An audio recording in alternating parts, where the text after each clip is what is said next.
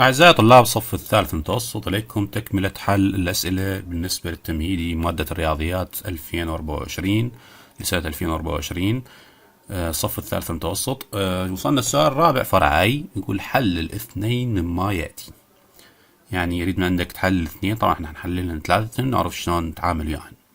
بالبداية الأول واحد اللي هو هذا عبارة عن أول واحد نزله هنا عبارة عن 10 زائد 9 زد ناقصا 9 زد تربيع.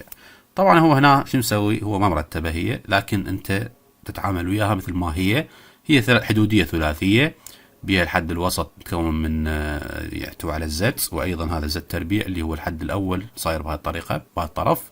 فهنا هاي تحلل بالتجربة، ليست مربع كامل، طبعا تحلل بالتجربة. لأن المربع الكامل شرطا أن يكون عندي 2 في جذر الأول في جذر الثاني، فهو ما موجود أيضا 100%، يعني جذر 10 ما لها جذر، هي عبارة عن جذر 10 طبعا تبقى مضروبة في 2، فصل عندي 2 جذر 10 زد، ف2 جذر 10 زد مو موجود بالوسط، إذا هذا هو شنو يعتبر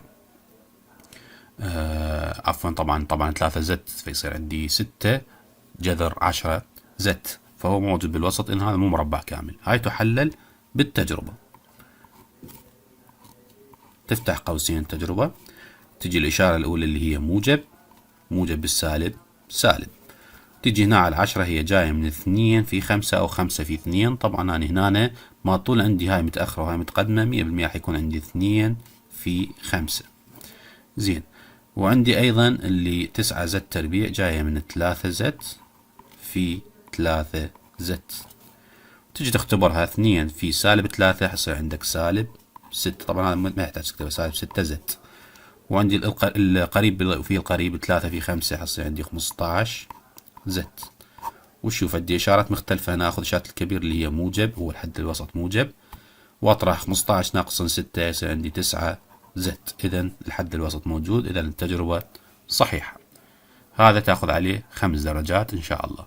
زين، نجي نكمل. عندي الثاني اللي هو هذا. طبعا الطلاب من يشوفوا يقولون فرق بين مكعبين، لكن هو ما ينحل بالفرق بين مكعبين مباشرة، لأن 9 ما لها جذر، والواحد ما لها جذر تكعيبي، والواحد على 3 أيضا ما لها جذر تكعيبي، فتأخذ عامل مشترك بالبداية اللي هو 1 على 3. طلع عامل مشترك، تفتح قوس 9 تقسيم 1 على 3، طبعا 9 تقسيم 1 على 3، حتقلب هاي إلى ضرب، هاي حتصعد فوق وهاي تنزل لي جوا، فتصير عندي 9 في 3 27 سالب اللي هو عندي طرح 1 على 3 على 1 على 3 راح صارت 1، تبقى عندي فقط ان تكعيب، راح يصير عندي يساوي. طبعا هاي هنا رسم مباشرة حليت الثانية بدون ما انزلها مباشرة، حتقول عندي 1 على 3 تنزل، افتح قوس صغير وقوس كبير. إشارة القوس اللي عندي هو فرق بين مكعبين، إذا سالب جذر التكعيب 27 هو 3، جذر التكعيب الآن تكعيبه هو n. مربع الأول 9 عكس الإشارة موجب، أول في الثاني 3n، دائما موجب. مربع الحد الثاني اللي هو n تربيع. طبعا ينتهي الحل، تأخذ 5 درجات إن شاء الله.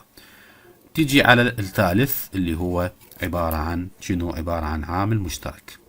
عامل مشترك، فتنزل هنا رأسا حنحله 27 اكس تكعيب بالنسبة للزد، وعندي 3 اكس تكعيب بالنسبة 3 زد 3 اكس زد تكعيب. طبعا هناش عندي اقل اس عندي هو الاكس، بالنسبة للاكس اقل اكس اخذ عامل مشترك، اقل عدد يقبل قسمة او معامل اخذ 3 انزل 3، واقل اس عندي بالنسبة للاكس اللي هو اكس، واقل اس عندي بالنسبة للزد اللي هو زد فقط، اذا 3 زد 3 اكس زد اللي هو العامل المشترك، وافتح قوس 27 تقسيم 3 حصل عندي 9 اكس تكعيب تقسيم اكس، عند القسمة تطرح الاسس تبقى اكس تربيع، والزد ويا الزد راحت. زين، طرح النزلة عندي 3 تقسيم 3 حصل عندي 1، اذا ما احتاج اكتبها، اكس تقسيم اكس تروح، زد تكعيب تقسيم زد حصل عندي عند القسمة تطرح الاسس حصل عندي زد تربيع. طلعنا العامل المشترك هنا مباشرة. طبعا عندي هذا أيضا يحلل بالفرق بين مربعين، فتقول يساوي، طبعا أيضا رأسا حليناه 3 اكس زد تنزل وافتح قوسين واحد موجب واحد سالب. 9 اكس تربيع جاي من 3 اكس في 3 اكس، والزد تربيع جاي من زد في زد. وينتهي الحال بالنسبة لهذا السؤال، تاخذ درجة كاملة اللي هي 5 درجات أيضا عليها. كل مشكلة ما بي. فأنت يعني هو الأسئلة تعتبر يعني بها لوفات شوية بسيطة، لكن إذا أنت فاهم الموضوع ما يحتاج تدوخ بيه.